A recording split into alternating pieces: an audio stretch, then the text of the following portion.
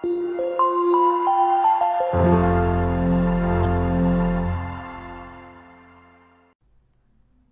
Friends, welcome to the polity lectures. ఇది history of the కాన్స్టిట్యూషన్కి సంబంధించిన continuation video. మనకి regulating acts అన్నీ successful అయిపోయి ఈస్ట్ ఇండియా కంపెనీ అనేది అబాలిష్ అయిపోయిన తర్వాత బ్రిటిష్ గవర్నమెంట్ ఇండియాలో పట్టు సాధించడానికి ట్రయల్స్ అనేవి స్టార్ట్ చేసిందనమాట. సో అప్పటికే మనకి 1857లో ఫస్ట్ వార్ ఆఫ్ ఇండిపెండెన్స్ అనేది జరిగిందనమాట. ఇదే కాకుండా Mangal Pandey incident, doctrine of labs, ఇట్లాంటి ఇన్సిడెంట్స్ అన్నిటి వలన బ్రిటిషర్స్ అనేవి చాలా ప్రాబ్లమ్స్ ఫేస్ చేశారు. సో ఈ ఇన్సిడెంట్స్ ఏవనేవి మీరు హిస్టరీలో క్లియర్గా చదువుకోవచ్చు. ఇక్కడ ఇన్ డీటెయిల్ నేను వెళ్ళట్లేదు. సో ఈ ఇన్సిడెంట్స్ అన్నిటి ద్వారా బ్రిటిషర్స్ చాలా ప్రాబ్లమ్స్ ఫేస్ చేశారు. సో బ్రిటిషర్స్ మళ్ళీ ఇండియాలో ఉన్న గవర్నమెంట్ సిస్టమ్ చేంజ్ చేయడం స్టార్ట్ చేశారు. అంటే ఫస్ట్ మనకి డీసెంట్రలైజ్డ్ గవర్నమెంట్ ఉండేది కదా, బాంబే, బెంగాల్ అండ్ మద్రాస్లో. వాటిని వాళ్ళు సెంట్రలైజ్ చేసి ఓన్లీ బెంగాల్లో మాత్రమే గవర్నెన్స్ పెట్టడం జరిగింది కదా. సో అగైన్ ఆ డీసెంట్రలైజ్ నుంచి సెంట్రలైజ్ చేసిన గవర్నమెంట్ని మళ్ళీ డీసెంట్రలైజ్ చేయడం అనేది స్టార్ట్ చేశారనమాట. సో ఈ ప్రాసెస్ ఆఫ్ చేంజ్ అనేది లాస్ ద్వారా చేయడం జరిగింది. వాటినే గవర్నమెంట్ ఆఫ్ ఇండియా యాక్ట్స్ అని అంటారు. సో ఈ వీడియోలో మనం only government of India act 1858 చూద్దాం. సో 2 నవంబర్ 1858లో క్వీన్ విక్టోరియా మన ఇండియాలో ఉన్న అలహాబాద్కి వచ్చేసి ఆమె ఒక ప్రోక్లమేషన్ ఇచ్చిందనమాట. ఏమని అంటే I am the empress of India అని అలహాబాద్లో ఆమె అనౌన్స్ చేయడం జరిగింది. దీనినే ప్రోక్లమేషన్ ఆఫ్ క్వీన్ అని అంటాం. సో ఈ 2 నవంబర్ 1858 నుండి ఇండియా హర్ మెజెస్టీ గవర్నమెంట్ కిందికి వచ్చేసింది అనమాట. హెచ్ఎంజీ అంటే her majesty government. So east Indian company అనేది కంప్లీట్గా అబాలిష్ అయిపోయింది. అలాగే governor general of India was replaced by viceroy అనమాట. సో ఈ వైస్రాయ్ అనే పర్సన్ ఇంగ్లాండ్లో ఉన్న క్రౌన్కి డైరెక్ట్ రిప్రజెంటేటివ్ అనమాట. సో ఫస్ట్ వైస్రాయ్ వచ్చేసి లార్డ్ క్యానింగ్స్. అలాగే గవర్నమెంట్ ఆఫ్ ఇండియా యాక్ట్ 1858లో వాళ్ళు ఒక యాక్ట్ ఆఫ్ గుడ్ గవర్నెన్స్ అనేది తీసుకొచ్చారు. సో గుడ్ గవర్నెన్స్ అంటే ఏంటి? Answerable and responsible. కానీ ఈ ఆన్సరబిలిటీ అండ్ రెస్పాన్సిబిలిటీ ఎవరికి అనేది చూడండి, ఇక్కడ ఒక చిన్న లాజిక్ ఉంది. ఏంటంటే ఇండియాలో ఉన్న ప్రతి మనిషి వైస్రాయ్కి ఆన్సరబుల్ అవుతాడు. ఈ వైస్రాయ్ సెక్రటరీ స్టేట్ ఆఫ్ ఇండియాకి ఆన్సరబుల్. ఈయన ఎక్కడ ఉంటాడంటే బ్రిటిష్ పార్లమెంట్లో ఉన్న ఇండియన్ కౌన్సిల్లో ఉంటాడనమాట ఈ secretary state of India. So ఈ ఇండియన్ కౌన్సిల్ అనేది బ్రిటిష్ పార్లమెంట్లో ఫామ్ అయిన ఒక కౌన్సిల్ అనమాట. Again ultimately British government is answerable to Queen Victoria కదా.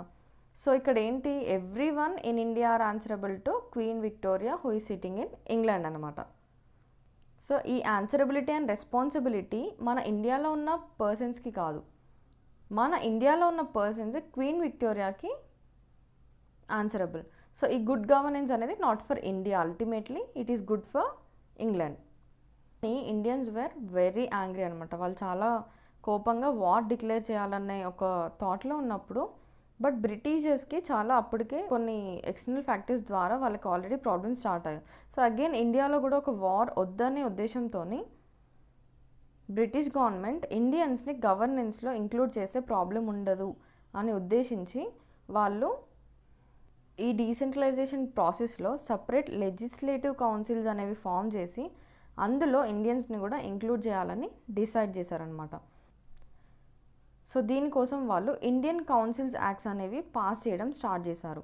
సో ఇండియన్ కౌన్సిల్స్ యాక్ట్స్ 1861 ఒకసారి, 1892 ఒకసారి, 1909 మొత్తం 3 ఇండియన్ కౌన్సిల్స్ అనేవి వాళ్ళు పాస్ చేసి అందులో ఇండియన్స్ని లెజిస్లేటివ్ కౌన్సిల్లో ఇంక్లూడ్ చేయడానికి ట్రై చేశారనమాట.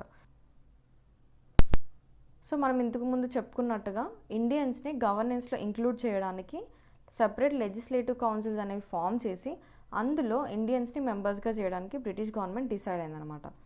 సో దానికి ఇండియన్ కౌన్సిల్స్ యాక్ట్ 1861 వచ్చింది ఫస్ట్. సో ఇది రావడానికి రీజన్ ఏంటంటే ఫస్ట్ వార్ ఆఫ్ ఇండిపెండెన్స్ 1857లో జరగడం వలన దాన్ని కంట్రోల్ చేయడానికి 1861లో ఇండియన్ కౌన్సిల్స్ యాక్ట్ అనేది బ్రిటిష్ గవర్నమెంట్ పాస్ చేయడం జరిగింది. సో సింపుల్గా గుర్తుపెట్టుకోవాలంటే ఇండియన్ కౌన్సిల్ యాక్ట్స్ అనేవి ఇండియాలో ఎప్పుడైతే బ్రిటిష్ గవర్నమెంట్ పైన ఆపోజిట్గా ఫైర్ అవ్వడం జరుగుతుందో అప్పుడు ఆ మంట మీద కాస్త నీళ్ళు చల్లడానికి ఇట్లాంటి కౌన్సిల్ యాక్ట్స్ చేయడం జరిగింది, బ్రీఫ్గా చెప్పాలంటే.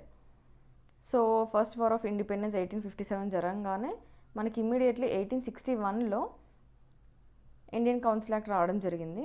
ఇందులో ఏంటంటే లెజిస్లేటివ్ కౌన్సిల్ మొత్తం 6 మెంబర్స్ ఉంటారనమాట. అందులో 3 మెంబర్స్ ఆఫ్ ఇండియన్స్ని అలో చేశారు.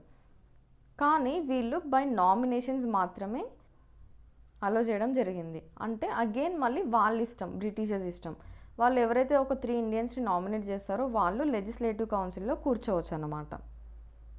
సో వీళ్ళు నామినేట్ చేయబడ్డారు కాబట్టి వీళ్ళు అన్అఫీషియల్, వీళ్ళకి అఫీషియల్గా ఏం పదవులు అనేవి ఉండవు అండ్ వీళ్ళకి పవర్స్ కూడా ఏం ఉండకపోతుండే. సో ఫస్ట్ 3 మెంబర్స్ మన ఇండియన్స్ లెజిస్లేషన్లో కూర్చున్న వాళ్ళు అంటే Raja of Benares, Maharaja of Patiala and sir Dinakar Rao. తర్వాత నెక్స్ట్ ఇండియన్ కౌన్సిల్ యాక్ట్ 1892 చూస్తే సేమ్ ఇది కూడా 1885లో Indian National Congress INC form అవ్వడం వలన ఇమీడియట్ ఎఫెక్ట్ 1892లో ఇండియన్ కౌన్సిల్ యాక్ట్ అనమాట. ఇందులో లెజిస్లేటివ్ కౌన్సిల్ 6 మెంబర్స్ ఉన్నది కాస్త 16 మెంబర్గా మార్చారు. ఇక్కడ ఈ లెజిస్లేటివ్ కౌన్సిల్లో ఉన్న పర్సన్స్ యూనివర్సిటీకి, కాలేజెస్కి, వాటికి నామినేషన్స్ పాస్ చేసే పవర్స్ అనేవి కొన్ని ఇవ్వడం జరిగింది. తర్వాత వీళ్ళు బడ్జెట్ డిస్కస్ చేయొచ్చు. అలాగే ఎగ్జిక్యూటివ్ హెడ్ కదా, సో ఎగ్జిక్యూటివ్స్ని కొన్ని క్వశ్చన్స్ అడగొచ్చు, కానీ ఎగ్జిక్యూటివ్ ఖచ్చితంగా ఆన్సర్ చేయాల్సిన అవసరం అయితే లేదు. నెక్స్ట్ వచ్చేసి పార్టీషన్ ఆఫ్ బెంగాల్ అలాగే ముస్లిం లీగ్ ఇన్ఫ్లుయెన్స్ ద్వారా మనకి 1909 ఇండియన్ కౌన్సిల్ యాక్ట్ రావడం జరిగింది. సో ఇక్కడ మనకి మోర్లమెంటో రిఫార్మ్స్ కూడా వచ్చాయి. అదేంటి అనేది మనం కమింగ్ అప్ వీడియోస్లో తెలుసుకుంటాం. సో ఇక్కడ లెజిస్లేటివ్ కౌన్సిల్లో 16 మెంబర్ కౌన్సిల్ అనేది 60 మెంబర్స్ అవ్వడం జరిగింది. సో ఇంతకు ముందు వరకు ఓన్లీ నామినేటెడే ఉండేది కదా, ఇప్పుడు ఎలక్షన్స్ ప్లస్ నామినేషన్స్ 2 జరగడం జరిగింది. తర్వాత వచ్చేసి ఈ లెజిస్లేటివ్ కౌన్సిల్లో ఉన్న మెంబర్స్ ఈవెన్ మన ఇండియన్స్ కూడా ఒక మోషన్ అనేది పార్లమెంట్లో పెట్టడానికి రైట్స్ వచ్చాయన్నమాట. అలాగే జస్ట్ క్వశ్చన్స్ అడగడం మాత్రమే కాదు, వాటిని క్లారిఫై చేయించుకునే రైట్ కూడా వచ్చింది. అంటే క్వశ్చన్ అడిగితే ఆన్సర్ చేయడం చేయకపోవడం వాళ్ళ ఇష్టం కాదు. ఇక్కడ క్వశ్చన్ అడిగినందుకు క్వశ్చన్కి ఆన్సర్ చేయాలి. అలాగే సప్లిమెంటరీ అండ్ పార్లమెంటరీ క్వశ్చన్స్కి కూడా పవర్స్ అనేవి వచ్చాయన్నమాట. అంటే ఒక క్వశ్చన్ అడిగినప్పుడు వాళ్ళు ఆన్సర్ చేసిన తర్వాత ఆ ఆన్సర్ని కూడా మళ్ళీ మనం క్వశ్చన్ చేసే రైట్ అన్నమాట. సో ఇది చెప్పుకోదగ్గ ఒక మంచి పరిణామం అనొచ్చు. Okay guys, this is all about Indian council acts. Thank you.